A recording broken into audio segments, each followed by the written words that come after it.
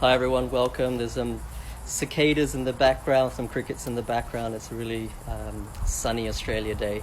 Today I wanted to try to add some value by talking about the process of purchasing your first investment property. You know, there's so many of you that want to purchase, but you don't know where to start, where to end, how everything works in the middle.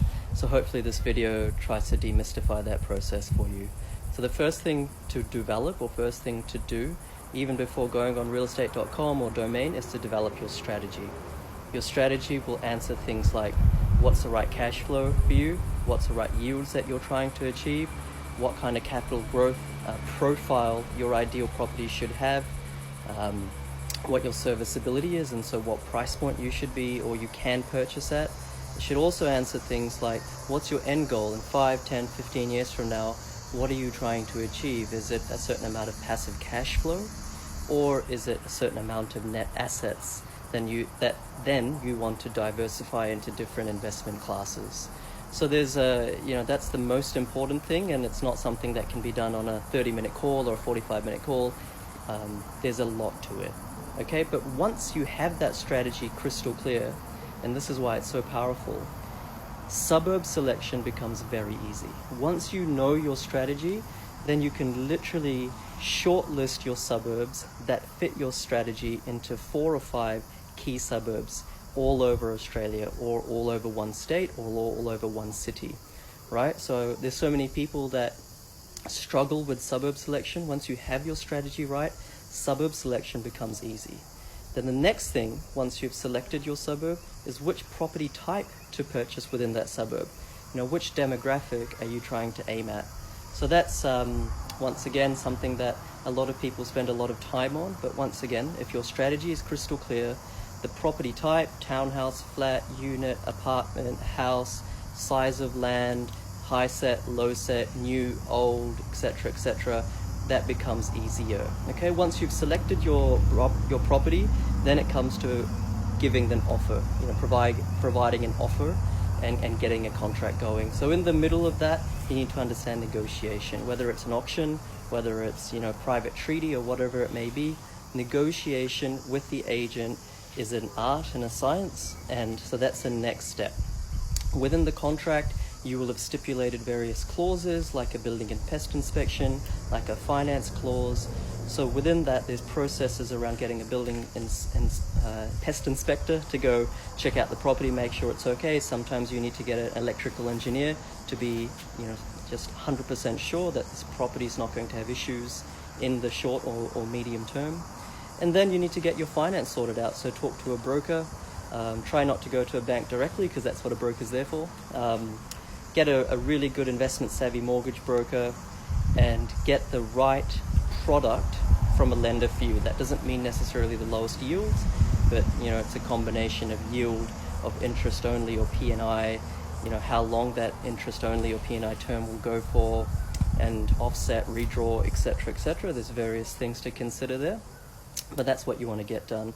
Once you have the building and pest done, once you have the finance approved, then you can do a pre-settlement inspection, right? And once again, investment savvy investors actually don't need to leave their home to do any of this stuff, right?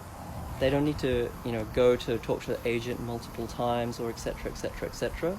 All of this can be done at home, okay? And so when it comes to pre-settlement inspection, once again, that doesn't mean you have to go to the property. You can get others to go and do that for you, all right? And I don't even mean a buyer's agent right now. Okay, so that's the next thing, to make sure that the property is still in the type of condition that you saw it, or that your representative saw it in, and that also that property is coming with all the things that you stipulated in the contract. Once that's done, you exchange keys. You settle, which simply means the final payment is done from your bank to the vendor, and you exchange keys. And even leading up to this, your property manager should have been selected by you, right? And once you have had that property manager, they should have already been finding tenants for that property, right? So there's things that you can do in the contract that allows property inspections by potential tenants to occur even before settlement date. So that's very important. And I've often had a number of properties that the day they've settled, the next day the tenant has moved in. Because every day that you're waiting for a tenant, every week that you're waiting for a tenant means lost rent, means vacancy, means a cost. All right?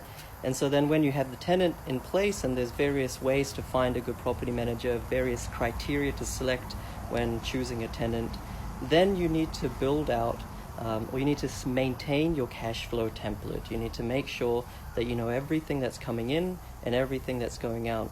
Rent, council, insurance, landlord cost, rates, maintenance, etc., so that you're on top of that property investment and it's working well for you. And then I think, look, I'll probably stop it there. That's the high-level process of how to buy an investment property. Within that, there's probably about 3 to 5 steps under each of the high-level areas that I articulated.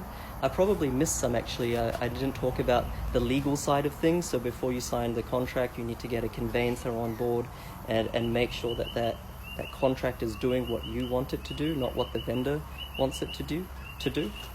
So I probably missed that. But overall, within the steps that I've talked about, there's probably 3 to 5 things within that you also need to be cognizant of.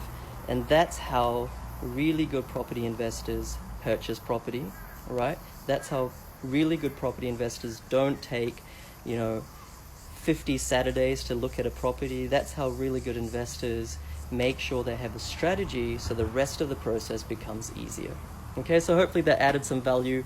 Welcome, guys. Happy Australia Day, and have a great week ahead. Thanks.